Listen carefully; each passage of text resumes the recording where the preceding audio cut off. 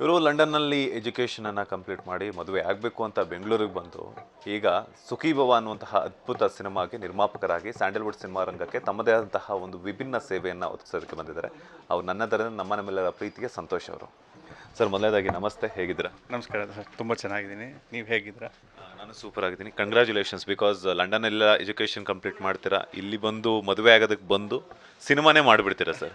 ಸುಖಿ ಭವ ಸಿನಿಮಾದಲ್ಲಿ ಏನಾದರೂ ನಿಮ್ಮ ಮ್ಯಾರೇಜ್ ಸ್ಟೋರಿ ಏನಾದರೂ ಇದೆಯಾ ಅಂತ? ಇಲ್ಲ ಇಲ್ಲ, ಇದು ಪ್ಯೂರ್ಲಿ ಒಂದು ಲವ್ ಸ್ಟೋರಿ, ಆಮೇಲೆ ಒಂದು family drama with father and son emotions ಇದೆ. ಇದರಲ್ಲಿ ನಾವು ಹೇಳೋಕ್ಕೆ ಇಷ್ಟಪಟ್ಟಿದ್ದೇನೆಂದರೆ, ಒಂದು girl's love is more sincere than a boy's love. ಅಂದರೆ ಹುಡುಗಿರ ಲವ್ ತುಂಬ ಸಿನ್ಸಿಯರ್ ಆಗಿರುತ್ತೆ ಹುಡುಗರು ಬಂದು ಹೇಗೆ ಅಂದರೆ, ಒಬ್ಬರು ಬಿಟ್ಟು ಇನ್ನೊಬ್ಬರು ಇಷ್ಟ ಆಗ್ತಾರೆ, ಇನ್ನೊಬ್ಬರು ಅಂತ ಹೋಗ್ತಾರೆ. ಬಟ್ ಒಂದು ಹುಡುಗಿ ರಿಯಲಿ ಒಬ್ಬರನ್ನ ಇಷ್ಟಪಟ್ಟರೆ ಅವ್ರಿಗೋಸ್ಕರ ಕಾಯ್ತಾರೆ, ಅವ್ರಿಗೋಸ್ಕರ ಎದುರು ನೋಡ್ತಾರೆ ಅನ್ನೋ ಒಂದು ಸ್ಮಾಲ್ ಬೇಸ್ ಮೇಲೆ ನಾವು ಇದನ್ನು ಸ್ಟಾರ್ಟ್ ಮಾಡಿದ್ದು.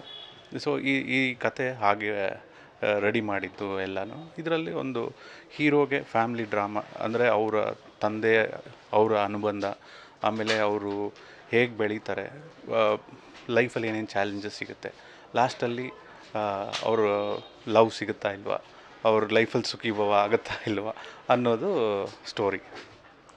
ಈಗ ಕನ್ಸ್ಟ್ರಕ್ಷನ್ಸ್ ಫೀಲ್ಡಲ್ಲಿ ನಿಮ್ಮದೇ ಆದಂತಹ ಒಂದು ಹಿಡಿತವನ್ನು ಇಟ್ಕೊಂಡಿದ್ದಂಥವ್ರು ಈ ಸಿನಿಮಾ ರಂಗಕ್ಕೆ ಬರಬೇಕು, ಅದು ಕೂಡ ನಿರ್ಮಾಪಕರಾಗಿ ಬರಬೇಕು ಅನ್ನೋಂಥ ಆ ತುಡಿತ ಏನಕ್ಕೆ ಬಂತು ನಿಮಗೆ ಅಂತ? ಸರ್, ಆ್ಯಕ್ಚುಲಿ ಸ್ಟಾರ್ಟ್ ಮಾಡಿದ್ರೆ ನಾನು ಉಮಾಪತಿ ಸರ್ ಇದ್ದಾರಲ್ಲ, ಪ್ರೊಡ್ಯೂಸರು, ಅವರು ಫ್ರೆಂಡು, ನಾವಿಬ್ಬರು ಸೇರಿ ಒಂದು ಪ್ರಾಜೆಕ್ಟ್ ಮಾಡಿದ್ವಿ. ಆ ಪ್ರಾಜೆಕ್ಟಲ್ಲಿ ಅವರು ನಂಗೆ ಫ್ರೆಂಡ್ ಆಗ್ತಾರೆ. ಒಂದು 2 ವರ್ಷ ಆದಮೇಲೆ ನೋಡಿದ್ರೆ ಅವರು ಹೆಬ್ಬುಳಿ ಅನ್ನೋ ಒಂದು ಫಿಲ್ಮ್ ಪ್ರೊಡ್ಯೂಸ್ ಮಾಡಿದ್ರು. ಆ್ಯಕ್ಚುಲಿ ನಿಮ್ಗೆ ಇನ್ನೊಂದು ಹೇಳಬೇಕು ಅಂದರೆ, ನಾವು ಇದೇ ಥರ ಡಿಸ್ಕಷನಲ್ಲಿ ಮಾತಾಡ್ತಾ ಇದ್ದಾಗ ಸುದೀಪ್ ಸರ್ ಅವ್ರದ್ದು ಫೋನ್ ಬಂದಾಗ ಇವರು, ಸರ್ ನಿಮ್ಗೆ ಯಾರು ಗೊತ್ತಾಯ್ತಾ ಅಂತ ಸ್ಪೀಕರ್ ಹಾಕಿ ಕೇಳಿಸಿದ್ರು. ಅಲ್ಲ, ಇವರು ಸುದೀಪ್ ಸರ್ ಅಲ್ವಾ ಅಂದು. ಮೋಸ್ಟ್ಲಿ ನೀವು ಏನು ಸರ್ ಫಿಲಿಮ್ ಇಂಡಸ್ಟ್ರಿಗೆ ಬರ್ತೀರಾ ಹಾಗೆ ಹೀಗೆ ಅಂತ ಕೇಳಿದಾಗ, ಇಲ್ಲಪ್ಪ ಬ್ರದರ್, ನಾವು ಇದೆಲ್ಲ ಎಲ್ಲಿ ಮಾಡ್ತೀವಿ, ನಮ್ಮದೇನಿದೆ ಕ್ವಾರಿ ಇದೆ, ಅದು ಇದೆ ನಡೀತಿದೆ ಅಂತ. ಕಟ್ ಮಾಡಿದ್ರೆ 2 ವರ್ಷದಲ್ಲಿ ಅವರು ಹೆಬ್ಬುಲಿ ಸಿನಿಮಾ ಮಾಡ್ತಿದ್ದಾರೆ ಅವ್ರ ಜೊತೆ. ಸೊ ಇದೇ ಇನ್ಸ್ಪಿರೇಷನ್ ಮೇಲೆ ನಾನು ಪೋಸ್ಟ್ ಕೋವಿಡ್ ಏನಾಯಿತು ಅಂದರೆ, ಎಲ್ಲ ಇನ್ಫ್ಲುಯೆನ್ಸರ್ಸು ಇದೆಲ್ಲ ಗ್ರೋತ್ ಇತ್ತು. ಆ ಟೈಮಲ್ಲಿ ಕನ್ಸ್ಟ್ರಕ್ಷನ್ಸ್ ಆಗಲಿ ಇಲ್ಲ ಬೇರೆ ಯಾವುದೇ ಇಂಡಸ್ಟ್ರಿ ಆಗಲಿ ಸ್ವಲ್ಪ ಡಲ್ಲಾಗೇ ಇತ್ತು. ನನಗೆ ಅವಾಗ ಅನಿಸಿದ್ದೇನೆಂದರೆ, okay, in business perspective either entertainment, food, ಈ ಅಕಾಮಿಡೇಷನ್ ರಿಲೇಟೆಡ್ ಈ ಥರವೇ ಇನ್ನು ಫ್ಯೂಚರ್ ಗ್ರೋತ್ ಇರೋದು ಅಂತ. ಸೊ ಈ ಇನ್ಫ್ಲುಯೆನ್ಸರ್ಸು, ಯೂಟ್ಯೂಬು ಇದೆಲ್ಲ ತುಂಬ ಗ್ರೋ ಆಗ್ತಿದ್ದಾಗ ನನಗೇನು ಅನಿಸ್ತು ಅಂದರೆ, ನಾವು ಮೂವಿ ಇಂಡಸ್ಟ್ರಿಯಲ್ಲೂ ಒಂದು ಎಂಟರ್ಟೈನ್ಮೆಂಟ್ ಮಾಡ್ಬೋದು. ತುಂಬ OTTs ಎಲ್ಲ ಬಂತು, ಆಗ ತುಂಬ ಮೂವೀಸ್ ಎಲ್ಲ ನಡೀತಿತ್ತು. ಸೊ ಈ ಒಂದು ಬೇಸ್ ಮೇಲೆ ನಾವು ಮಾಡೋಣ ಅಂಥೇಳಿ ಸ್ಟಾರ್ಟ್ ಮಾಡಿದ್ದು ಸರ್. ಅದು ಕೂಡ ಫಸ್ಟ್ ಸಿನಿಮಾ ಅಂಥದ್ರಲ್ಲಿ ಇಂಥ ಒಂದು ಸ್ಟಾರ್ ಕ್ಯಾಸ್ಟ್ನ ಇಟ್ಕೊಂಡು ಮಾಡಬೇಕು ಅಂತಂದರೆ ನಿಜವಾಗ್ಲೂ ಒಂದು ಧೈರ್ಯ ಮೆಚ್ಕೊಳ್ಳೇಬೇಕು. ಬಿಕಾಸ್ ಯಾಕೆ ಅಂತಂದರೆ, ಒಬ್ಬೊಬ್ಬರ ಸ್ಟಾರ್ ನಟರ ಡೇಟ್ಸು, ಅದ್ರ ಜೊತೆಗೆ ಕಾಮಿಡಿ ಕಚ್ಚಿಗಳಿಡುವಂತಹ ಕಮಿಡಿಯನ್ಸ್ ಡೇಟ್ಸು, ಎಲ್ಲರ ಡೇಟ್ಸನ್ನು ಮ್ಯಾಚ್ ಮಾಡುವಂಥದ್ದು ತುಂಬ ಕಷ್ಟ ಆಗುತ್ತೆ. ಅದು ನಿರ್ದೇಶಕರಿಗಾದರೆ, ನಿರ್ಮಾಪಕರಾಗಿ ನಿಮಗೂ ಕೂಡ ಮತ್ತೆ ಎಲ್ಲರೂ ಡಿಲೇ ಆಗಿಬಿಡುತ್ತೆ. ಒಬ್ಬರು ಡೇಟ್ ಸಿಕ್ಕಿಲ್ಲ ಅಂದರೆ ಮತ್ತೆ ಡಿಲೇ ಆಗುತ್ತೆ, ಮತ್ತೆ ಒಂದಷ್ಟು ಸಮಯ ಅದ್ರ ಜೊತೆಗೆ ಅಮೌಂಟು ವೇಸ್ಟ್ ಆಗುತ್ತೆ ಅಂತ ಹೇಳ್ಬಿಟ್ಟು. ಸೊ ಹೆಂಗೆ ಹ್ಯಾಂಡಲ್ ಮಾಡಿದ್ರಿ ಅಂತ? ಸರ್, ನಮ್ಮದು ಒಂದು ಸತಿ ಸ್ಟೋರಿ ಬೋರ್ಡ್ ಎಲ್ಲ ಆಗಿ ನಾವು ಏನೇನು ಮಾಡಬೇಕು ಅಂತ ಡಿಸೈಡ್ ಆದಮೇಲೆ, ಫಸ್ಟ್ ಡೈರೆಕ್ಟ್ರ್ ಕತೆ ಹೇಳಬೇಕು ಅಂದರೆ, ಡೈರೆಕ್ಟ್ರನ್ನ ನಾನು ಚೂಸ್ ಮಾಡೋಕ್ಕೆ ಮುಂಚೆನೇ ಅವ್ರಿಗೆ ಈ ಟ್ಯಾಲೆಂಟ್ ಇದೆಯಾ, ಹೊಸಬ್ರಲ್ವಾ. ನಮ್ಮ ಎಷ್ಟೇ ದೊಡ್ಡವ್ರ ಹತ್ರ ಕೆಲಸ ಮಾಡಿರಲಿ, ಅವರು ಯೋಗರಾಜ್ ಭಟ್ರು ಕೆಳಗಿದ್ದರು, ಇನ್ನು ಬೇರೆ ಬೇರೆ ಹಲವಾರು ಡೈರೆಕ್ಟರ್ಸ್ ಹತ್ರ ಕೆಲಸ ಮಾಡಿದ್ರು, ಇವ್ರಿಗೆ ಆ ಟ್ಯಾಲೆಂಟ್ ಇದೆಯಾ ಇಲ್ವಾ ಅನ್ನೋ ತಿಳ್ಕೊಳ್ಳೋಕ್ಕೋಸ್ಕರ ನಾವು ಒಂದು ಶಾರ್ಟ್ ಫಿಲ್ಮ್ ಮಾಡಿದ್ವಿ. ಅದನ್ನಲ್ಲಿ ನನಗಿದ್ದಿದ್ದ ಕಂಡೀಷನ್ಸ್ ಏನಂದರೆ, ನಾವು ಈ ಶಾರ್ಟ್ ಫಿಲ್ಮ್ ಹೇಗೆ ಮಾಡಬೇಕಂದ್ರೆ, ಒಂದು ರಿಯಲ್ ಸಿನಿಮಾ ಹೇಗೆ ತೆಗಿತೀವಿ, ಸೇಮ್ ಎಕ್ವಿಪ್ಮೆಂಟ್ಸ್, ಸೇಮ್ ಕ್ರಾಫ್ಟ್ ಇಟ್ಕೊಂಡು ನೀವು ಮಾಡಿ ತೋರಿಸ್ಬೇಕು. ನಂದೊಂದು ಮಿನಿಮಮ್ ಬಡ್ಜೆಟ್ ಕೊಡ್ತೀನಿ, ಅದರಲ್ಲಿ ನೀವು ಮಾಡಿ ತೋರಿಸಿ ಅಂತ ಹೇಳಿದಾಗ, ಆ ಟೈಮಲ್ಲಿ ನಾವು ಕಾಸ್ಟ್ ಸೇರಿಸಿದಾಗ ಆ ಟೈಮಲ್ಲಿ ಮಹೇಂದ್ರ ಹೀರೋ ಆಗ್ತಾರೆ, ರಾಜೇಶ್ ಡೈರೆಕ್ಟ್ರ್ ಆಗ್ತಾರೆ, ಆಮೇಲೆ ಶ್ರೀನಾಥ್ ಡೈರೆಕ್ಟ್ರು. ಸೊ ಇದೆಲ್ಲ ಮಾಡಿ ನಮಗೆ ಕ್ಲಿಯರಾಗಿ ನಮ್ಗೆ ಕೊಟ್ಟ ನಂತರ, ಓಕೆ, ಇವ್ರ ಮೇಲೆ ನಂಬಿಕೆ ಬಂತು, ಮಾಡೋಣ ಅಂಥೇಳಿ ನಾವು ಈ ಮೂವಿ ಸ್ಟಾರ್ಟ್ ಮಾಡ್ತೀವಿ. ಮೂವಿ ಸ್ಟಾರ್ಟ್ ಮಾಡಿ ಆದಮೇಲೆ ಒಂದೊಂದು ಕ್ಯಾರೆಕ್ಟರ್ಗೂ ಒಂದು 3 ಪೀಪಲ್ ಅಂತ ಹೇಳಿ ಡಿಸೈಡ್ ಮಾಡಿರ್ತೀವಿ. ಅದರಲ್ಲಿ ನಮಗೆ ಹೇಳ್ದಾಗೆ ಇದೊಂದು ಬ್ಲೆಸ್ಸಿಂಗ್ ಥರ ನಮಗೆ ಎಲ್ಲ ಒಳ್ಳೆ ಕಾಸ್ಟೇ ಸೆಟ್ ಆದರು. ಮ್ಯಾನೇಜರ್ ಆಗಿ ಸುನಿಲ್ ಪುರಾಣಿಕ್ ಅವರು, ಆಮೇಲೆ ಹೀರೋಗೆ ತಂದೆ ಆಗಿ ರವಿಶಂಕರ್ ಗೌಡ ಅವರು, ಆಮೇಲೆ ಸೆಕೆಂಡ್ ಹೀರೋಯಿನ್ಗೆ ತಂದೆ ಆಗಿ ಶೋಭರಾಜ್ ಅವರು, ಮತ್ತು ಚರ್ಚ್ ಫಾದರ್ ಆಗಿ ರವೀಂದ್ರ ಅವರು. ಆ್ಯಕ್ಚುಲ್ ಹೇಳಬೇಕಂದ್ರೆ ಈ ಮೂವಿ ವಿಲ್ಲನ್ನೇ ಅವ್ರು ಆಗ್ತಾರೆ. ಬಟ್ ನೀವು ಸ್ಟೋರಿ ನೋಡಿದ್ರೆ ಗೊತ್ತಾಗುತ್ತೆ. ಅವರು ಹೇಳೋ ಒಂದು ಮಾತಿನ ಪ್ರಕಾರ ಈ ಕತೆ ಒಂಥರ ಮುಂದುವರಿಯುತ್ತೆ. ಸೊ ಇದು ಬೇಸಾದರೆ ನಾವು ಫಸ್ಟು ಪೂಜೆಗೂ ನಮಗೆ ಉಮಾಪತಿ ಸಾರೇ ಬಂದಿದ್ದರು, ದೇವಸ್ಥಾನದಲ್ಲಿ ಮಾಡಿ ಸ್ಟಾರ್ಟ್ ಮಾಡಿದ್ವಿ. ಹೀರೋದೊಂದು ಶೆಡ್ಯೂಲ್ ಆಗಿತ್ತು, ಇಂಟ್ರೊಡಕ್ಷನ್ ಪಾರ್ಟ್ ಎಲ್ಲ ಆಯಿತು. ಹೀರೋಯಿನ್ ಹುಡ್ಕೋಕ್ಕೆ ಆಲ್ಮೋಸ್ಟ್ ನಮಗೊಂದು 3 months ಆಯಿತು. ಎಷ್ಟೊಂದು ಜನ ಆಡಿಷನ್ ತೊಗೊಂಡ್ವಿ, ಎಷ್ಟೊಂದು ಜನನ ಚೆಕ್ ಮಾಡಿದ್ವಿ. ಬಟ್ ನಮ್ಗೆ ಹೆಂಗಿತ್ತು ಅಂದರೆ ಈ ಒಂದು ಹೀರೋ ಬಂದು ಒಂದು ಹೀರೋಯಿನ್ನ ಹುಡ್ಕೊಂಡು ಹೋಗಬೇಕು, ನೋಡೋಕ್ಕೆ ಇವ್ರಿಗಿಂತ ಸುಂದರವಾಗಿರಬೇಕು. ಅದೇ ಥರ ಆ ಹೀರೋಯಿನ್ನು ಒಂದು ನೇಟಿವಿಟಿ ಹೇಗಿರ್ಬೇಕಂದ್ರೆ ನ್ಯಾಚುರಲ್ ಆಗಿರಬೇಕು, ಇನ್ನೋಸೆನ್ಸ್ ಇರಬೇಕು, ನೋಡೋಕ್ಕೆ ಬ್ಯೂಟಿಫುಲ್ ಆಗಿರಬೇಕು. ಇವಾಗ ನಾವು ಒಂದು ಹುಡುಗಿನ ಹುಡ್ಕೊಂಡು ಹೋಗ್ತೀವಿ ಅಂದರೆ ಅವ್ರ ಹತ್ರ ಏನೋ ಇರಬೇಕಲ್ವ. ಈ ಕಾನ್ಸೆಪ್ಟ್ ನಾವು ಅಂದ್ಕೊಂಡು ತುಂಬ ಟೈಮ್ ತೊಗೊಂಡು ಹುಡುಕಿದ್ವಿ. ಸುಷ್ಮಿತಾ ಅವ್ರನ್ನ ಆವಾಗ ನಮ್ಗೆ ಸಿಕ್ಕಿದ್ರು. ಅವ್ರ ಡೇಟ್ಸ್ ಎಲ್ಲ ಕೋಆರ್ಡಿನೇಟ್ ಮಾಡಿಕೊಂಡು ಇದು ಮೋಸ್ಟ್ಲಿ ಜಾಸ್ತಿ ಮಾಡಿರೋದೆಲ್ಲ ಔಟ್ಡೋರಲ್ಲೇ. ಸಕಲೇಶ್ಪುರಲ್ಲಿ ಮಾಡಿದ್ವಿ, ಉಡುಪಿಯಲ್ಲಿ ಕ್ಲೈಮ್ಯಾಕ್ಸ್ ಆಯಿತು. ಆಮೇಲೆ ಒಂದು ಸಾಂಗು ಬೇಡ ಮಚ್ಚ ಬೇಡ ಇದೆಲ್ಲ ಬೆಂಗಳೂರಲ್ಲಿ ಮಾಡಿದ್ವಿ. ಆಮೇಲೆ ಕಾಲವೇ ಕಳೆದೋಗಿದೆ ಅಂತ ಒಂದು ಸಾಂಗ್ ಇದೆ, ಅದು ಬಂದ್ಬಿಟ್ಟು ನಾವು ಕ್ಲೈಮ್ಯಾಕ್ಸ್ ಸಾಂಗ್, ಅದು ಟ್ರಾವೆಲ್ ಸಾಂಗ್. ಅದು ಬಂದ್ಬಿಟ್ಟು ಸೇಮ್ ಸಕಲೇಶ್ಪುರಿಂದ ಇದುವರೆಗೂ ಉಡುಪಿವರೆಗೂ ಹೋಗ್ತಾರೆ ಹೀರೋ. ಸೊ ಹೋಗೋ ದಾರಿಯಲ್ಲಿ ಏನೇನು ಬರುತ್ತೆ, ನ್ಯಾಚುರಲಾಗಿ ಏನೇನಿದೆ ಅದೆಲ್ಲ ಜಾಗನೂ ಶೂಟ್ ಮಾಡಿದ್ವಿ. ಅದು ಕಾನ್ಸೆಪ್ಟ್ ಏನು ಅಂದರೆ ಇದು ಬಂದು ಆ 1 day ಟ್ರಾವೆಲಲ್ಲಿ, ಅಂದರೆ ಒಂದು ಬೆಳಗ್ಗೆಯಿಂದ ನೆಕ್ಸ್ಟ್ ಡೇವರೆಗೂ ಅವ್ರು ಎಲ್ಲೆಲ್ಲಿ ಹೋಗಿದ್ದಾರೆ, ಎಲ್ಲೆಲ್ಲಿದ್ದಾರೆ ಅನ್ನೋ ಹುಡ್ಕೊಂಡು ಹೋಗ್ತಿದ್ದಾರೆ ಅನ್ನೋದು ಕಾನ್ಸೆಪ್ಟ್ ಥರ ಮಾಡಿದ್ವಿ. ಸೊ ಈ ಜಾಗ ಎಲ್ಲ ಲೊಕೇಶನ್ ಎಲ್ಲ ಹೇಳಬೇಕು ಅಂದರೆ ಸಕಲೇಶ್ಪುರಲ್ಲಿ ಸ್ಕೂಲ್ ಇವೆಂಟ್ಸ್ ಆಗಲಿ ಇದೆಲ್ಲ ನಮಗೆ ಸೇರಿ ಬಂತು. ಚರ್ಚ್ ಆಗಲಿ ಎಲ್ಲ ಅಡ್ಜಸ್ಟ್ ಆಗ್ತಾ ಬಂತು. ಆಮೇಲೆ ಕಾಸ್ಟೂ ಅಷ್ಟೇ ತುಂಬ ಚೆನ್ನಾಗಿ ಕೆಲಸ ಮಾಡಿದ್ದಾರೆ. ನಮಗೆ ತುಕಾಲಿ ಸಂತು ಒಂದು ಬಾರ್ ಎಪಿಸೋಡಲ್ಲಿ ಬರ್ತಾರೆ. ಆ ಬೇಡ ಮಚ್ಚ ಬೇಡ ಅನ್ನೋ ಒಂದು ಸಾಂಗಲ್ಲಿ ಡ್ಯಾನ್ಸೂ ಆಡಿದ್ದಾರೆ. ಅದು ನಮಗೆ ಶರಣ್ ಸರ್ ಹಾಡಿಕೊಟ್ರು. ತುಂಬ ಚೆನ್ನಾಗಿ ಬಂದಿದೆ. ಅದು ವ್ಯೂಸು ಎಲ್ಲ ಇವಾಗ ಓಡ್ತಿದೆ. ಮೊನ್ನೆ ನಾವು ಬಿಟ್ವಿ ಇದರಲ್ಲಿ MRT ಜೊತೆ. ಟ್ರೀಸರ್ಗೂ ತುಂಬ ಒಳ್ಳೆ ರೆಸ್ಪಾನ್ಸ್ ಬಂದಿದೆ. ಟೆಕ್ನಿಷಿಯನ್ಸ್ ಹೇಳಬೇಕು ಅಂದರೆ ನಮಗೆ ನಮ್ಮ DOP ಬಂದ್ಬಿಟ್ಟು ಮಂಜುನಾಥ್ ನಾಯ್ಕ್ ಅವರು ಆಲ್ಮೋಸ್ಟ್ ಒಂದು 25 yearsಯಿಂದ ಇಂಡಸ್ಟ್ರಿಯಲ್ಲಿದ್ದಾರೆ. ತುಂಬ ಸೀನಿಯರು, ತುಂಬ ವಿಜುವಲಿ ತುಂಬ ಚೆನ್ನಾಗಿ ತೋರಿಸಿದ್ದಾರೆ. ಒಂದೊಂದು ಫ್ರೇಮು ತುಂಬ ಬ್ಯೂಟಿಫುಲ್ ಆಗಿದೆ. ಅದನ್ನು ಎಡಿಟಿಂಗ್ ಮಾಡಿರೋರು ಬಂದ್ಬಿಟ್ಟು ಮಧು ತುಂಬಕರ್ ಅಂತ. ಮಧು ಅವರು ಡಾಲಿ ಅವ್ರ ಸಿನಿಮಾಸು ತುಂಬ ಮಾಡಿದ್ದಾರೆ. ಆಮೇಲೆ ಅವ್ರು ಕೂಡ ತುಂಬ ಚೆನ್ನಾಗಿ ಕಟ್ ಮಾಡಿದ್ದಾರೆ. ಫಸ್ಟ್ ಹಾಫು ಆಗಲಿ ಸೆಕೆಂಡ್ ಹಾಫ್ ತುಂಬ ಚೆನ್ನಾಗಿದೆ, ಇನ್ನೂ ಫಾಸ್ಟ್ ಆಗಿದೆ. ಎವ್ರಿ ಕ್ಲಿಪ್ ಒಂಥರ ತುಂಬ ಇಂಟ್ರೆಸ್ಟಿಂಗ್ ಆಗಿರಬೇಕು ಸ್ಟೋರಿ ಅನ್ನೋ ಥರ ಕಟ್ ಮಾಡಿಕೊಟ್ಟಿದ್ದಾರೆ. ಎಲ್ಲನೂ ಚೆನ್ನಾಗಿ ಬಂದಿದೆ ಸರ್. ಓವರಾಲ್ ಮ್ಯೂಸಿಕ್ ಬಗ್ಗೆ ಹೇಳಬೇಕು ಅಂದರೆ ನಮಗೆ BJ ಭರತ್ ಅವರು ಒಂದು ಸಾಂಗ್ ಕೊಟ್ಟಿದ್ದಾರೆ, ಸೆಲೆಬ್ರೇಷನ್ ಸಾಂಗು. ಆ ಸಾಂಗಲ್ಲಿ ಇಬ್ಬರು ತುಂಬ ಚೆನ್ನಾಗಿ ಡ್ಯಾನ್ಸ್ ಮಾಡಿದ್ದಾರೆ. ಅಂದರೆ ವಿಯಾನ್ಶಿ ಹೆಗ್ಡೆ ಆಗಲಿ ಇಲ್ಲ ಸುಷ್ಮಿತಾ ನಾಯಕ್ ಅವರಾಗಲಿ ಇಬ್ಬರೂ ತುಂಬ ಚೆನ್ನಾಗಿ ಡ್ಯಾನ್ಸ್ ಮಾಡಿಕೊಟ್ಟಿದ್ದಾರೆ. ಒಳ್ಳೆ ಸೆಲೆಬ್ರೇಷನ್ ಸಾಂಗ್ ಆಗಿದೆ. ಅದು ಒಂಥರ ಫ್ಯಾಮ್ಲಿ ಗ್ಯಾದರಿಂಗ್ ಸಾಂಗ್ ಥರ. ಇವರು ವಿಯಾನ್ ಅಂತ, ಇವಾಗ ಅವರು ಆ್ಯಕ್ಚುಲಿ ಸ್ಯಾಂಡಿ ಅದಾಂಕಿ ಹೆಸರು ಚೇಂಜ್ ಮಾಡ್ಕೊಂಡಿದ್ದಾರೆ ಸ್ಕ್ರೀನ್ ನೇಮ್, ಈಗ ವಿಯಾನ್ ಎಸ್ಸೆ ಅಂತ. ಅವರೇ ನಮಗೆ ಬ್ಯಾಕ್ಗ್ರೌಂಡ್ ಸ್ಕೋರ್ ಮಾಡಿರೋದು. ಬೇಡ ಮಚ್ಚ ಬೇಡ ಸಾಂಗ್ ಮಾಡಿದ್ದು ಅವರೇ. ಏನಕ್ಕೆ ಅವ್ರಿಗೆ ಹೋಗ್ತೀವಿ ಅಂದರೆ ಹೈದ್ರಾಬಾದಲ್ಲಿ ಅವರು ಈ DJ ಅಂತಾರೆ, ಅದು ತುಂಬ ಫೇಮಸ್ ಆ್ಯಕ್ಚುಲಿ. ಆ DJ ಎಫೆಕ್ಟ್ ನಮಗೆ ಬರಲಿ ಅಂದರೆ ಇಲ್ಲಿ ಯಾವಾಗಲೂ ನಾವು ತೋರಿಸಬಾರ್ದು ಅಂಥೇಳಿ ಸ್ವಲ್ಪ ಒಂದು ಡಿಫ್ರೆಂಟ್ ಚೇಂಜ್ ತೊಗೊಂಬರೋಣ ಅಂತ ತಮಟೆ ಅದೆಲ್ಲ ಅವ್ರ ಹತ್ರ ಮಾಡಿಸಿದ್ವಿ. ಅದು ತುಂಬ ಚೆನ್ನಾಗಿ ಬಂದಿದೆ. ಆಮೇಲೆ ಶುಭಮ್ ಅಂಥೇಳಿ ಅವ್ರ ಹೆಸರು ಆ್ಯಕ್ಚುಲಿ ಅತುಲ್ ಸುಬ್ರಹ್ಮಣ್ಯಂ. ಐನ್ ತುನೆ ಅಂತ ಒಂದು ಬ್ಯಾಂಡ್ ಇದೆ ಅವ್ರದ್ದು ಕೇರಳಲ್ಲಿ. ಅವರು ಸ್ಕ್ರೀನ್ ನೇಮ್ ಶುಭಮ್ ಅಂತ ಇಟ್ಕೊಂಡಿದ್ದಾರೆ. ಅವ್ರು ಬಂದು ನಮಗೆ 2 ಮೆಲೋಡಿ ಸಾಂಗ್ಸ್ ಮಾಡಿಕೊಟ್ರು. ಮೆಲೋಡಿ ಸಾಂಗ್ ಬಂದ್ಬಿಟ್ಟು ಒಂದು ಸ್ಕೂಲ್ ಸಾಂಗು. ಸ್ಕೂಲಲ್ಲಿ ಹೇಗೆ ಅಂದರೆ ಇವಾಗ ನ್ಯೂ ಬಡ್ಡಿಂಗ್ ಲವ್ ಅಂತಾರಲ್ಲ, ಅಂದರೆ ಸ್ಕೂಲಲ್ಲಿ ಇದ್ದಾಗ ತಾನೇ ನಮಗೆ ಲವ್ ಅಂದರೆ ಏನು ಅಂತ ಅರ್ಥ ಆಗುತ್ತೆ. ಆ ಟೈಮಲ್ಲಿ ಅವ್ರು ಲವ್ವಲ್ಲಿ ಬೀಳೋದು ಅನ್ನೋದನ್ನು ತುಂಬ ಚೆನ್ನಾಗಿ ಕಂಪೋಸ್ ಮಾಡಿದ್ದಾರೆ ಅವರು. ಇನ್ನು ಸೆಕೆಂಡ್ ಸಾಂಗ್ ನೀವು ನೋಡಿದ್ರಿ, ಇದು ಟ್ರಾವೆಲ್ ಸಾಂಗ್. ಆ ಟ್ರಾವೆಲಲ್ಲಿ ಅಂದರೆ ಒಂದು ಹುಡುಗಿನ ಹುಡ್ಕೊಂಡು ಹೋಗ್ತಿದ್ದಾನೆ ಅಂದರೆ ಅವನ ಎಮೋಷನ್ಸ್ ಹೇಗಿರುತ್ತೆ ಅನ್ನೋದಕ್ಕೆ ಪ್ರಕಾರ ಅವರು ಮಾಡಿಕೊಟ್ಟಿದ್ದಾರೆ. ಸೊ ಇವೆರಡೂ ಚೆನ್ನಾಗಿ ಬಂದಿದೆ. 4 ಸಾಂಗು 4 ರೀತಿ ತುಂಬ ಚೆನ್ನಾಗಿ ಬಂದಿದೆ ಸರ್. ಈಗ ನೀವೊಂದು ಮಾತು ಹೇಳಿದ್ರಿ, ಮಾತಾಡ್ತಾ ಉಮಾಪತಿ ಶ್ರೀನಿವಾಸ್ ಗೌಡ ಹತ್ರ ಮಾತಾಡ್ತಿರ್ಬೇಕಾದ್ರೆ ಸುದೀಪ್ ಸರ್ ಕಾಲ್ ಬಂತು ಅಂತ.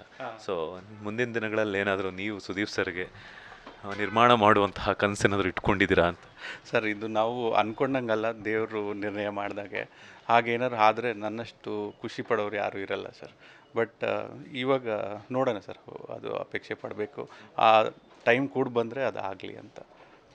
ನಟರಾಗಬೇಕು ಅಂತಂದರೆ ನಟನೆ ಕಲಿಬೇಕು, ಡೈರೆಕ್ಟರ್ಸ್ ಆಗಬೇಕು ಅಂದರೆ ಒಂದಷ್ಟು ಡೈರೆಕ್ಟರ್ಸ್ ಅಡಿಯಲ್ಲಿ ಕೆಲಸ ಮಾಡಿರಬೇಕು. ನಿರ್ಮಾಪಕರಾಗಬೇಕು ಅಂತಂದಾಗ ಯಾವ ರೀತಿಯಾದಂಥ ಮುನ್ನೆಚ್ಚರಿಕಾ ಕ್ರಮಗಳನ್ನು ತಗೊಂಡ್ರಿ, ಆ್ಯಂಡ್ ಹಾಗೆಯೇ ಅದರೊಟ್ಟಿಗೆ ಈಗಿಂತ ಕಾಲಕ್ರಮೇಣಕ್ಕೆ ತಕ್ಕಂಗೆ ಜೆನ್ಸಿ ಕಿಡ್ಸ್ ಆಗಿರ್ಬೋದು, 80 ಕಿಡ್ಸ್ 90 ಕಿಡ್ಸ್ ಅವರ ಸದಭಿರುಚಿಗೆ ತಕ್ಕಂಗೆ ಯಾವ ರೀತಿಯಂಥ ಎಲಿಮೆಂಟ್ಸ್ ಇರಬೇಕು ಅಂತ ನಿಮ್ಮ ಸಿನಿಮಾಗಳಲ್ಲಿ ಡೈರೆಕ್ಟರ್ ಕೈಯಲ್ಲಿ ಕೆಲಸ ಮಾಡಿಸಿದ್ದೀರಾ ಅಂತ? ಸರ್ ಆ್ಯಕ್ಚುಲಿ ನೀವು ಹೇಳಿದಾಗಲೇ ಒಂದು ಡೈಲಾಗ್ ಬರುತ್ತೆ, ನಮ್ಮ ಜಗ್ಗಿಯವರು ಹೇಳ್ತಾರೆ, ಈ ಸೇಮ್ ಡಿಫ್ರೆನ್ಸ್ ಬಿಟ್ವೀನ್ 80 ಕಿಡ್ಸ್ ಏನಿರುತ್ತೆ 90 ಕಿಡ್ಸ್ ಏನಿರುತ್ತೆ ಈಗ ಜನ್ಜಿಯಲ್ಲಿ ಏನಿರುತ್ತೆ ಅಂತ. ಈ ಥರ ಅಂದರೆ ಇವಾಗ ನಮ್ಗೆ ಅರ್ಥ ಆಗೋದೇನು ಅಂದರೆ ನಮ್ಮ ದೊಡ್ಡವ್ರ ಎಮೋಷನ್ಸ್ ಡಿಫ್ರೆಂಟ್ ಇರುತ್ತೆ, ಈಗಿರೋರ ಎಮೋಷನ್ಸ್ ಆಗಲಿ ತುಂಬ ಕ್ವಿಕ್ ಆಗಿದೆ ಸರ್. ಆವಾಗ ಲೈಫ್ ಹೆಂಗಿರುತ್ತು ಅಂದರೆ ಮೋಸ್ಟ್ಲಿ ಎಮೋಷ್ನಲ್ ಇರ್ತಿತ್ತು, ಬಾಂಡಿಂಗ್ ಜಾಸ್ತಿ ಇರ್ತಿತ್ತು ಆ ಥರ.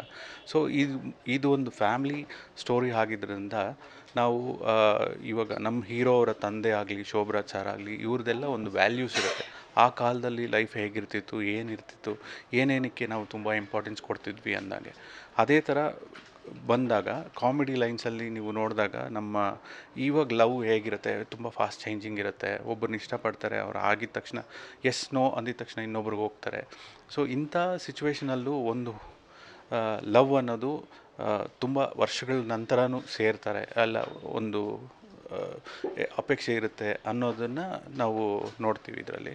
ಸೊ ಈ ಥರ ಇರ್ಬೇಕಾದ್ರೆ ನಮಗೇನು ಅನಿಸುತ್ತೆ ಅಂದರೆ ಆ ಕಾಲದವ್ರಿಗೂ ಸೆಟ್ ಆಗುತ್ತೆ, ಇದು ಇವಾಗಿನ ಜನಕ್ಕೂ ಸೆಟ್ ಆಗುತ್ತೆ. ಸೊ ಸ್ಟೋರಿಯಲ್ಲಿ ಆಲ್ಮೋಸ್ಟ್ ಎಲ್ಲ ಕಾನ್ಸೆಪ್ಟ್ಸೂ ಹಾಕಿದ್ದಾರೆ. ಆಮೇಲೆ ಆ್ಯಸ್ ಎ ಪ್ರೊಡ್ಯೂಸರ್ ಆಗಿ ನಾನು ಹೇಳಬೇಕು ಅಂದರೆ ನನಗೆ ಕಾನ್ಫಿಡೆನ್ಸ್ ಬರಬೇಕು ಅಂದರೆ ಡೈರೆಕ್ಟ್ರ್ ಸ್ಟೋರಿ ಹೇಗಿರುತ್ತೆ, ಅವ್ರು ಹೇಗೆ ತೆಗಿತಾರೆ ಅನ್ನೋದಕ್ಕೆ ಒಂದು ಕಾನ್ಫಿಡೆನ್ಸ್ಗೋಸ್ಕರನೇ ನಾವು ಶಾರ್ಟ್ ಫಿಲ್ಮ್ ಮಾಡಿದ ನಂತರ ನನಗೆ ಓಕೆ ಇವ್ರಿಗೆ ಕೆಪಾಸಿಟಿ ಇದೆ ಮಾಡ್ಬೋದು ಅಂತ ಡಿಸೈಡ್ ಆಗುತ್ತೆ. ಅದಾದಮೇಲೆ ತುಂಬ ಜನ ನಮಗೆ ಹೇಳ್ತಾರೆ ಈ ಥರ, ಸರ್ ಹೊಸಬ್ರನ್ನ ಇಟ್ಕೊಂಡು ಮಾಡಬಾರ್ದು, ನೀವು ಸೀನಿಯರ್ ನಟರನ್ನ ಇಟ್ಕೊಂಡು ಮಾಡಬೇಕು, ನಿಮಗೆ ಏನು ಹೇಳ್ತಾರೆ ಹಾಕಿದ ದುಡ್ಡು ರಿಟರ್ನ್ಸ್ ಆಗಬೇಕು ಅಂದರೆ ನೀವು ಸೇಫಾಗಿ ಇರಬೇಕು, ಈ ಥರ ಎಲ್ಲ. ಬಟ್ ನನಗೆ ಅನಿಸಿದ್ದು ಒಂದು ಕಡೆ ಏನಂದರೆ ಒಂದು ಒಳ್ಳೆ ಸ್ಟೋರಿ ಹೇಳಿದಾಗ, ಒಂದು ಒಳ್ಳೆ ಕ್ರಿಯೇಷನ್ ಇದ್ದರೆ ಆ್ಯಂಡ್ ಬಡ್ಜೆಟ್ ವೈಸ್ ನಮಗೆ ಎಷ್ಟು ಬಡ್ಜೆಟ್ ಆಗುತ್ತೋ ಅಷ್ಟೇ ಬಡ್ಜೆಟಲ್ಲಿ ನಾವು ಮುಗಿಸ್ತೀವಿ ಅಂತ ಒಂದು ಯುವಕರು ಬೇರೆಯವ್ರ ಜೊತೆ ಕೆಲಸ ಮಾಡಿರೋರು, ತುಂಬ ಎಕ್ಸ್ಪೀರಿಯನ್ಸ್ ಇರೋರು ಹೇಳಿದಾಗ ಸರಿ ಇದು ಮಾಡ್ಬೋದಾ ಅಂತ ನಾವು ಟೆಸ್ಟು ಮಾಡಿ ಅವ್ರಿಗೆ ಆ ಕೆಪಾಸಿಟಿ ಇದೆಯಾ ಅಂತ ಅರ್ಥ ಮಾಡಿಕೊಂಡು ಆಮೇಲೆ ನಾವು ಈ ಪ್ರೊಡಕ್ಷನ್ ಸ್ಟಾರ್ಟ್ ಮಾಡಿದ್ದು ಸರ್. ಇದರಲ್ಲಿ ಇನ್ನೊಂದು ನಾನು ಆನ್ ದ ಗೋ ಏನು ಕಲ್ತ್ಕೊಂಡಿರೋದು ಅಂದರೆ ಬೇರೆಯವರೆಲ್ಲ ಹೇಗೆ ಮಾಡಿದ್ದಾರೆ, ಯಾವುದೇ ಒಂದು ಫಿಲಿಮ್ ಆಗಲಿ ಏನಕ್ಕೆ ನಿಂತೋಗುತ್ತೆ. ಇವಾಗ ಹೇಳ್ತಾರೆ almost 90% of the movies are canned, ಇನ್ನೂ ಆಚೆ ರಿಲೀಸೇ ಆಗಿಲ್ಲ ಅಂತ. ಸೊ ನಮ್ಮ ಫಸ್ಟ್ ಮೋಟಿವ್ ಇದ್ದಿದ್ದು ಏನಂದರೆ ಯಾವುದೇ ನಾವು ಮಾಡಲಿ ಕಂಪ್ಲೀಟಾಗಿ ಜನಕ್ಕೆ ತಲುಪೋ ಥರ ಮಾಡಬೇಕು, ಅದೇ ಫಸ್ಟ್ ಸಕ್ಸಸ್. ಸೆಕೆಂಡ್ ಥಿಂಗ್ ಬಂದ್ಬಿಟ್ಟು ನಾವು ಹೇಳೋ ಮೆಸೇಜ್ ಆಗಲಿ ಸ್ಟೋರಿ ಆಗಿರಲಿ ಜನಕ್ಕೆ ಇಷ್ಟ ಆಗಬೇಕು, ನಗ್ತಾ ನೋಡಿಕೊಂಡು ಎಲ್ಲನೂ ಮೆಸೇಜ್ ಸ್ಟೋರಿನೇ ಇರಬೇಕು, ಎಲ್ಲನೂ ಪೀರಿಯಡ್ ಸ್ಟೋರಿನೇ ಇರಬೇಕು ಅನ್ನೋದು ಏನಿಲ್ಲ ಸರ್. ಕೆಲವರು ಜನರಲ್ಲಾಗಿ ಜಾಲಿಯಾಗಿ ಬಂದು ಅವ್ರು ಕೊಟ್ಟ ದುಡ್ಡಿಗೆ ಹ್ಯಾಪಿಯಾಗಿ ಒಂದು 2-2.5 ಅವರ್ ಸಂತೋಷವಾಗ ಮೂವಿ ನೋಡಿ ನಗ್ನಗ್ತಾ ಮನೆಗೆ ಹೋದರೆ ಅದು ಒಂದು ಕಾನ್ಸೆಪ್ಟೇ, ಅದು ಒಂದು ಜಾನರೇ ಅಂತ ನಾನು ತಿಳ್ಕೊತೀನಿ. ಸೊ ಅಂಥ ಜಾನರಲ್ಲೇ ಮಾಡಬೇಕು ಅಂಥೇಳಿ ನಾವು ಮಾಡಿದ್ದು. ನಮ್ಮ ಬಡ್ಜೆಟ್ ಕೂಡ ತುಂಬ ಮಿನಿಮಮ್ ಬಡ್ಜೆಟಲ್ಲೇ ನಾವು ಮಾಡಿದ್ದೀವಿ. ತುಂಬ ಚೆನ್ನಾಗಿ ಬಂದಿದೆ, ಕ್ಲಾಸಿಯಾಗಿ ಕಾಣ್ತಾ ಇದೆ. ಸ್ಕ್ರೀನ್ ಆಗಲಿ ಪೋಸ್ಟ್ ಪ್ರೊಡಕ್ಷನ್ ಆಗಲಿ ಎಲ್ಲನೂ ಕ್ವಾಲಿಟಿ ವೈಸ್ ನಾವೇನು ಕಾಂಪ್ರಮೈಸ್ ಮಾಡಿಲ್ಲ. ಬಟ್ ಇದನ್ನು ಲ್ಯಾಗ್ ಮಾಡ್ದಿರ ಫಾಸ್ಟಾಗಿ ಡೈಲಿ 1 ಸೀನಲ್ಲ 2 ಸೀನ್ ಅಂತ ತೆಗೆದು ಲೊಕೇಶನ್ ವೈಸೂ ಔಟ್ಡೋರ್ ಇದ್ರೂ ಎಷ್ಟೆಷ್ಟು ಬೇಗ ಶೂಟ್ ಆಗುತ್ತೋ ಆ ಥರ ಮಾಡಿ, ಮತ್ತು ನಮ್ಮ ಸೀನಿಯರ್ ಆ್ಯಕ್ಟರ್ಸ್ ಎಲ್ಲ ಯಾವಾಗಲೂ ಜಾಸ್ತಿ ಟೈಮ್ ತೊಗೊಳ್ತೀರ, ಬೇಗ ಅವರವರ ಸೀನ್ಸ್ ಎಲ್ಲ ಫಿನಿಷ್ ಮಾಡಿಕೊಟ್ಟಿದ್ದು. ಈ ಥರ ವಿಷಯದಲ್ಲಿ ನಮಗೆ ತುಂಬ ಅಡ್ವಾಂಟೇಜ್ ಅಂತ ಹೇಳ್ಬೋದು. ಸೊ ಇದಕ್ಕೆ ಡೈರೆಕ್ಟ್ರು ಒಂದು ಕಾರಣ. ಪ್ರೋಗ್ರಾಮಿಂಗ್ ತುಂಬ ಚೆನ್ನಾಗಿತ್ತು ನಮ್ಮದು, ಹೆಂಗೆ ಮಾಡಬೇಕು ಏನು ಮಾಡಬೇಕು, ಯಾವ ಶೆಡ್ಯೂಲಲ್ಲಿ ಎಷ್ಟು ದಿವಸದಲ್ಲಿ ಏನೇನು ಡಿವೈಡ್ ಮಾಡ್ಕೊಂಡು ಮಾಡಬೇಕು ಅನ್ನೋದು ಇತ್ತು. ಮತ್ತು ಬಡ್ಜೆಟ್ ವೈಸು ನನಗೆ ಆಲ್ರೆಡಿ ಟೋಟ್ಲಿ ನಾವು ಬಿಫೋರ್ ಸೀನ್ ಏನು ಬೇಕಾಗುತ್ತೆ, ಎಷ್ಟು ಬೇಕಾಗುತ್ತೆ, ಅಮೌಂಟ್ ಏನು, ನಾವು ಹೋಗೋದಕ್ಕೆ ಬರೋಕ್ಕೆ. ನಾರ್ಮಲಿ ಮೂವಿ ಬಡ್ಜೆಟ್ ಅಂದರೆ ಬರೀ ಆ ಮೂವಿ ಸ್ಕ್ರೀನಲ್ಲಿ ಕಾಣೋದಕ್ಕೆ ಏನು ತೆಗಿತೀವೋ ಅಷ್ಟು ಮಾತ್ರ ಅನ್ಕೋತಾರೆ. ಬಟ್ ಬಡ್ಜೆಟ್ ಅಂದರೆ ನಾವು ಹೋಗೋದು ಬರೋದು ಎಕ್ಸ್ಟ್ರಾಸೂ ಇರುತ್ತೆ, ಅದನ್ನು ಯಾರೂ ನಾರ್ಮಲಾಗಿ ಆ್ಯಡ್ ಮಾಡಲ್ಲ. ಬಟ್ ನಾವು ಅದನ್ನು ಆ್ಯಡ್ ಮಾಡಿಕೊಂಡು ಒಂದು ಅಚ್ಚುಕಟ್ಟಾಗಿ ಈ ಫಿಗರ್ ಒಳಗೆ ನಾವು ಮುಗಿಸೋಣ ಅಂತ ಅಂದ್ಕೊಂಡು ಮಾಡಿಕೊಂಡು ಬಂದಿದ್ದೀವಿ ಸರ್. ಫೆಬ್ರವರಿ 6ಗಂತೂ ರಿಲೀಸ್ ಇದೆ ಸರ್. ಇತ್ತೀಚಿನ ದಿನಗಳಲ್ಲಿ ಏನಾಗ್ತಿದೆ ಅಂತಂದರೆ ಸ್ಯಾಂಡಲ್ವುಡ್ ಸಿನಿಮಾ ರಂಗಕ್ಕೆ ಅದರ ಜೊತೆಗೆ ಪ್ರಭಾಷೆಗಳಲ್ಲಿ ಪೈರಸಿ ಅನ್ನುವಂತಹ ಕಾಟ ಹೆಚ್ಚಾಗ್ತಾ ಇದೆ. ಮೊನ್ನೆ ರೀಸೆಂಟಾಗಿ ರಿಲೀಸ್ ಆಗಿದಂತಹ ಮಾರ್ಕ್ ಆಗಿರ್ಬೋದು, 45 ಆಗಿರ್ಬೋದು, ಇನ್ನೊಂದಷ್ಟು ಸಿನಿಮಾಗಳಿಗೂ ಕೂಡ ಪೈರಸಿ ಭೂತ ಆಗಿರುವಂಥದ್ದು. ನೀವು ಹೊಸದಾಗಿ ಬಂದಿದ್ದೀರಾ, ಸೊ ಅದರದ ರೀತಿಯಂತಹ ಯಾವ ರೀತಿಯಂಥ ಮುನ್ನೆಚ್ಚರಿಕಾ ಕ್ರಮಗಳನ್ನು ತಗೊಂಡಿದ್ದೀರಾ? ಬಿಕಾಸ್ ಯಾಕಂದ್ರೆ ದೊಡ್ಡ ದೊಡ್ಡ ಸ್ಟಾರ್ ನಟರ ಸಿನಿಮಾಗಳಿಗೆ ಪೈರಸಿ ತಪ್ಪಿದ್ದಲ್ಲ. ಅಂಥದ್ರಲ್ಲಿ ಇದರಲ್ಲಿ ತುಂಬ ದೊಡ್ಡ ಕಲಾವಿದರ ದಂಡಿದೆ. ಸೊ ಸ್ಟಾರ್ ನಟರಿಗೆ ತಕ್ಕಂಗೆ ಕಲಾವಿದರ ದಂಡು ಇರಬೇಕಾಗುತ್ತೆ. ಸ್ಟಾರ್ ನಟ ಇಲ್ಲ ಅಂತಂದರೂ ಸ್ಟಾರ್ ಕಲಾವಿದರಿದ್ದಾರೆ. ಸೊ ಯಾವ ರೀತಿ ಮುನ್ನೆಚ್ಚರಿಕಾ ಕ್ರಮಗಳನ್ನು ತಗೊಂಡಿದ್ದೀರಾ ಪೈರಸಿಯಿಂದ ತಪ್ಪಿಸ್ಕೊಳ್ಳೋದಕ್ಕೆ ಅಂತ? ಸರ್, ಪೈರಸಿ ಅನ್ನೋದು ಒಂದು ತುಂಬ ಏನು ಹೇಳ್ದೆ ಅನ್ಎಥಿಕಲ್ ಥಿಂಗ್ ಸರ್. ಯಾಕೆಂದರೆ ಒಂದು ಪ್ರೊಡ್ಯೂಸರ್ ಅನ್ನೋರು ತುಂಬ ಅವ್ರ ಹತ್ರ ಇರೋ ದುಡ್ಡೆಲ್ಲ ತಂದು ಹಾಕಿ ಒಂದು ಮೂವಿ ಮಾಡಿರ್ತಾರೆ. ಅದು ತೆರೆಗೆ ಬಂದು ಅವ್ರಿಗೆ ಬಿಸ್ನೆಸ್ ಆದರೆ ಚೆನ್ನಾಗಿರುತ್ತೆ. ಇದರಲ್ಲಿ ಬೇರೆ ಯಾರಿಗೂ ಲಾಸ್ ಬರಲ್ಲ ಸರ್. ಹೇಳಬೇಕು ಅಂದರೆ ಆ್ಯಕ್ಟರ್ಸ್ಗಾಗಲಿ ಎಲ್ಲರಿಗಾಗಲಿ ಅವ್ರವ್ರ ರೆಮ್ಯುನರೇಷನ್ಸ್ ಏನೇನಿರುತ್ತೆ ಎಲ್ಲ ಹೋಗ್ಬಿಟ್ಟಿರುತ್ತೆ. ಆಮೇಲೆ ಪೋಸ್ಟ್ ಪ್ರೊಡಕ್ಷನ್ ಆಗಲಿ ಪ್ರೊಡಕ್ಷನ್ ಆಗಲಿ ಎಲ್ಲರಿಗೂ ಅವ್ರವ್ರ ದುಡ್ಡು ತಲುಪಿರುತ್ತೆ. ಓನ್ಲಿ ಒಂದು ಮೂವಿ ರಿಲೀಸ್ ಆಗಿ ಅದು ಥಿಯೇಟ್ರಲ್ಲಿ ಓಡಿದಾಗ ಥಿಯೇಟ್ರ್ ಅವರು ನೋಡ್ತಾರೆ, ಡಿಸ್ಟ್ರಿಬ್ಯೂಟರ್ಸ್ ದುಡ್ಡು ನೋಡ್ತಾರೆ, ಮತ್ತು ಪ್ರೊಡ್ಯೂಸರ್ ದುಡ್ಡು ನೋಡ್ತಾರೆ. ಇದನ್ನು ಪೈರಸಿ ಅಂತ ಹೇಳಿ ನಾವು ಮೂವಿ ರಿಲೀಸ್ ಮಾಡಿದ ಮಾರನೇ ದಿವಸನೇ ಯಾರೋ ಒಬ್ಬರು ಹೆಂಗೋ ಶೂಟ್ ಮಾಡಿ ಅದನ್ನು ಬೇರೆ ಬೇರೆ ವೆಬ್ಸೈಟಲ್ಲಿ ಬಿಟ್ಟಾಗ ಅದು ತಡೆ ಮಾಡೋದು ಅನ್ನೋದು ಒಂದು ದೊಡ್ಡ ರೀತಿಯಲ್ಲಿ ಮೆಜರ್ಮೆಂಟ್ ತೊಗೊಬೇಕು ಸರ್. ಯಾಕೆಂದರೆ ಇದು ಇಡೀ ಸಿನಿಮಾ ತಂಡ ಟೋಟಲ್ ಥ್ರೂ ಔಟ್ ಇಂಡಿಯಾ ಅವರು ಅದನ್ನು ವರ್ಕ್ ಮಾಡಿ ನಮ್ಮ ಪೊಲೀಸ್ ಅವರು ಸಹಾಯ ತಗೊಂಡು ಅಂಥ ವೆಬ್ಸೈಟ್ಸ್ ಏನೇನಿದೆ ಅದನ್ನೆಲ್ಲ ಬ್ಲಾಕ್ ಮಾಡಿ ಮಾಡಬೇಕಾಗತ್ತೆ. ಬಟ್ ಇದು ತುಂಬ ದೊಡ್ಡ ರೆವಲ್ಯೂಷನ್ ಥರ ಆಗುತ್ತೆ. ಬಟ್ ಈಗ ನಾವು ನಮ್ಮ ಪರಿಸ್ಥಿತಿಗೆ ನಮ್ಮ ಮಟ್ಟಕ್ಕೆ ನಾವು ಏನು ತೊಗೊಳ್ತಿದ್ದೀವಿ ಅಂದರೆ ನಾವು ಈ ಮೂವಿನ ಕಾಪಿರೈಟ್ ಮಾಡಿಸಿದ್ದೀವಿ. ಸೊ ಬೇಸಿಕಲಿ ಕಾಪಿರೈಟ್ ಮಾಡಿರೋ ಮೂವಿ ಯಾವುದೇ ಆಗಲಿ ಆನ್ಲೈನಲ್ಲಿ ಆ ಥರ ಎಲ್ಲ ಹಾಕಿದಾಗ ಸ್ಟ್ರೈಕ್ಸ್ ಬರುತ್ತೆ. ಸ್ಟ್ರೈಕ್ಸ್ ಬಂದಾಗ ಅವರು ಯಾವುದೇ ಚಾನೆಲ್ಸ್ ಆಗಲಿ ಏನೇ ಇದು ಇದ್ದರೆ ಅವ್ರಿಗೆ ಗೊತ್ತಾಗುತ್ತೆ. ಸೊ ಅಟ್ಲೀಸ್ಟ್ ಅವ್ರನ್ನ ನಾವು ತಡೆಗಟ್ತೀವಿ, ಅವ್ರು ಮಾಡೋಕ್ಕೆ ಆಗಲ್ಲ ಅಂತ ಹೇಳ್ತಿಲ್ಲ. ಬಟ್ ಅವ್ರನ್ನ ಈಸಿಯಾಗಿ ಒಂದು ರೂಟ್ ಆದರೂ ಕಂಡುಹಿಡಿಬೋದು. ಇವಾಗ ನಮ್ಮ ಸೇಮ್ ಫಿಲ್ಮ್ ಇಂಡಸ್ಟ್ರಿಯಲ್ಲಿ ಇತ್ತೀಚೆಗೆ 2-3 ವಾರ ಮುಂಚೆ ಇದೇ ಒಂದು ರೆವಲ್ಯೂಷನ್ನ ಸ್ಟಾರ್ಟ್ ಮಾಡಿದ್ದಾರೆ. ತುಂಬ ಜನ ಅದಕ್ಕೆ ಪ್ರೋತ್ಸಾಹ ಕೊಟ್ಟು ಸಹಾಯನೂ ಮಾಡ್ತಿದ್ದಾರೆ. ಇದು ನಿಜವಾಗ್ಲೂ ಹೇಳಬೇಕಂದ್ರೆ ತುಂಬ ಒಂದು ಎಲ್ಲರೂ ಸೇರಿ ಮಾಡಬೇಕಾಗಿರೋ ವಿಷಯನೇ ಸರ್. ಯಾಕೆಂದರೆ ಇದನ್ನು ತಡೆಗಟ್ಟಲೇಬೇಕು. ನಾವು ಪ್ರೊಡ್ಯೂಸರ್ಗೆ ದುಡ್ಡು ಬಂದಿರಲ್ಲ, ಡಿಸ್ಟ್ರಿಬ್ಯೂಟ್ರಿಗೆ ಬಂದಿರಲ್ಲ, ಥಿಯೇಟರ್ಸ್ ಬಂದಿರಲ್ಲ. ಎಷ್ಟೆಷ್ಟು ಇನ್ವೆಸ್ಟ್ಮೆಂಟ್ ಹಾಕಿ ಒಬ್ಬೊಬ್ಬರು ಮಾಡಿರ್ತಾರೆ. ಅದರಲ್ಲಿ ಯಾರೋ ಒಬ್ಬರು ಒಂದು ಪೆನ್ ಡ್ರೈವಲ್ಲಿ ಒಂದು ಇಡೀ ಮೂವಿ ತೊಗೊಂಡೋಗಿ ಯಾರಿಗೋ ಕೊಟ್ಟು ಆನ್ಲೈನಲ್ಲಿ ಬ್ಲ್ಯಾಕಲ್ಲಿ ಎಲ್ಲ ಮಾರಿ ದುಡ್ಡು ಮಾಡ್ಕೊಂಡಿರೋರಿಗೆ ಅಂಥವ್ರಿಗೆ ತಕ್ಕ ಶಿಕ್ಷೆ ಸಿಗೋ ಥರ ನಮ್ಮ ಗೌರ್ಮೆಂಟು, ನಮ್ಮ ಫಿಲ್ಮ್ ಚೇಂಬರ್ ಅವರು, ಯಾರ್ಯಾರು ದೊಡ್ಡವರು ಇದ್ದಾರೋ ಅವರೆಲ್ಲ ಒಂದು ಮಾರ್ಗ ಹುಡುಕಿದ್ರೆ ಒಳ್ಳೆಯದು ಅಂತ ನನ್ನ ಅಭಿಪ್ರಾಯ. ಫೈನಲಿ ಫೆಬ್ರವರಿ 6ನೇ ತಾರೀಕು ಕರ್ನಾಟಕದಾದ್ಯಂತ ರಿಲೀಸ್ ಆಗ್ತಾ ಇದೆ. ಕನ್ನಡ ಸಿನಿ ಪ್ರೇಕ್ಷಕರಿಗೆ ಏನು ಕೇಳ್ಕೊಳ್ತೀರಾ ಆ್ಯಂಡ್ ಎಷ್ಟು ಥಿಯೇಟ್ರ್ಗಳಲ್ಲಿ ಲಭ್ಯವಾಗ್ತಾ ಇದೆ ನಿಮ್ಮ ಒಂದು ಸಿನಿಮಾ ಅಂತ? ಸರ್, ಇದು ನಾವು ಇವಾಗ ತುಂಬ ಸಿನಿಮಾ ರಿಲೀಸ್ ಆಗ್ತಿದೆ. ಎಲ್ಲರಿಗೂ ಒಳ್ಳೇದಾಗಬೇಕು. ಎಲ್ಲರೂ 6ನೇ ತಾರೀಕು ಒಂದು 5-6 ಮೂವೀಸ್ ಮೇಲೆ ಬರ್ತಿದೆ ಅಂತ ಅನೌನ್ಸ್ ಮಾಡಿದ್ದಾರೆ.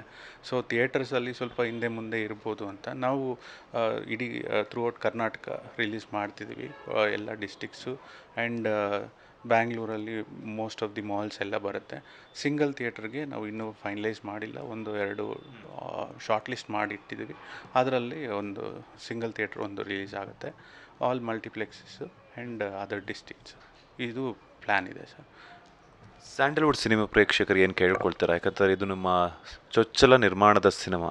ಸೊ ಯಾವ ರೀತಿ ಅವರ ಕಡೆಯಿಂದ ಆಶೀರ್ವಾದ ಪಡ್ಕೊಳ್ತೀರಾ ಅಂತ?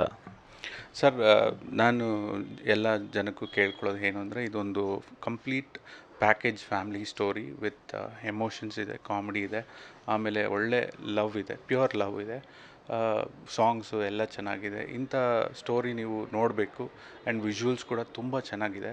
ನೀವು ನೋಡಿ ತುಂಬ ಎಂಜಾಯ್ ಮಾಡ್ತೀರಾ. ನೀವು ಕೊಟ್ಟಿರೋ ಏನೇ ಟಿಕೆಟ್ ದುಡ್ಡಿರ್ಬೋದು, ನಿಮಗೆ ಅದು ವೇಸ್ಟ್ ಅನ್ನೋ ಮನೋಭಾವ ಅಂತೂ ಬರಲ್ಲ.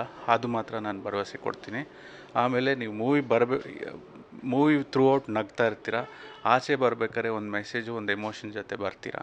ಇಷ್ಟು ಮಾತ್ರ ನಾನು ಪ್ರಾಮಿಸ್ ಮಾಡೋಕ್ಕಾಗತ್ತೆ. ನಿಮ್ಮ ಎಲ್ಲರ ಸಹಾಯ ಬೇಕು, ಪ್ರೋತ್ಸಾಹ ಬೇಕು. ಇನ್ನಷ್ಟು ನಾವು ಈ ಥರ ಮಾಡೋದಕ್ಕೆ ನಮ್ಗೆ ಉತ್ಸಾಹ ಕೊಡೋಕ್ಕೆ ನೀವು ಈ ಸಿನಿಮಾ ಗೆಲ್ಲಿಸಿದ್ರೆ ಒಳ್ಳೆಯದು ಅಂತ ಕೇಳ್ಕೊತೀನಿ ಸರ್. Thank you sir. ಸುಖಿ ಭವ ನಿಮ್ಮ ಸಿನಿಮಾ ಈ ಒಂದು ಸಕ್ಸಸ್ಫುಲ್ ಕಂಡು ಮತ್ತಷ್ಟು ಸಿನಿಮಾಗಳು ನಿಮ್ಮ ಬತ್ತಳಿಕೆಯಲ್ಲಿ ಬರುವಂತಾಗಲಿ, ಒಳ್ಳೆಯದಾಗಲಿ, all the best. Thank you so much sir, thank you. ನಿಮ್ಮ ಹತ್ರ ಮಾತಾಡಿ ತುಂಬ ಖುಷಿ ಆಯಿತು. Thank you. ನನಗೂ ಖುಷಿ ಆಯಿತು ಸರ್, ಇನ್ನೂ ಖುಷಿ ಆಗುತ್ತೆ ನೀವು ನನಗೊಂದು ಸಿನಿಮಾ ಪ್ರೊಡ್ಯೂಸ್ ಮಾಡಿದ್ರೆ. ಮಾಡೋಣ ಸರ್, ಫ್ಯೂಚರಲ್ಲಿ ಆ ಥರ ಏನಾದ್ರು ದೇವ್ರು ಬರೆದಿದ್ರೆ ನಮ್ಗೆ ಅದು ಮೂಡ್ ಬಂದರೆ ಗ್ಯಾರಂಟಿ ಮಾಡೋಣ, ಖಂಡಿತ ಮಾಡೋಣ. ಹೇಳಿದ್ರಲ್ಲ ಅಷ್ಟು ಸಾಕು, ಒಳ್ಳೆಯದಾಗಲಿ. Thank you sir. ಇದಾಗಿತ್ತು ಸುಖಿ ಭವ ಸಿನಿಮಾದ ನಿರ್ಮಾಪಕರಾಗಿರುವಂತಹ ಸಂತೋಷ್ ಅವರ ಮಾತು. ಕ್ಯಾಮ್ರಾ ಪರ್ಸನ್ ರಾಘವೇಂದ್ರ ಸ್ವಾಮಿ ಜೊತೆ Manjunath Srinivas, boss TV Kannada, Bengaluru. Latest ಹಾಗೂ ಇಂಟ್ರೆಸ್ಟಿಂಗ್ ಸುದ್ದಿಗಳಿಗಾಗಿ ಬಾಸ್ ಟಿವಿ ಕನ್ನಡ ಚಾನೆಲ್ನ ಸಬ್ಸ್ಕ್ರೈಬ್ ಮಾಡಿ. ಹಾಗೆಯೇ ಬೆಲ್ ಐಕಾನ್ ಪ್ರೆಸ್ ಮಾಡಿ. ಇದರ ಜೊತೆಗೆ ಫೇಸ್ಬುಕ್, ಇನ್ಸ್ಟಾಗ್ರಾಮ್, ಎಕ್ಸ್ನಲ್ಲೂ ಮಿಸ್ ಮಾಡದೆ ಫಾಲೋ ಮಾಡಿ.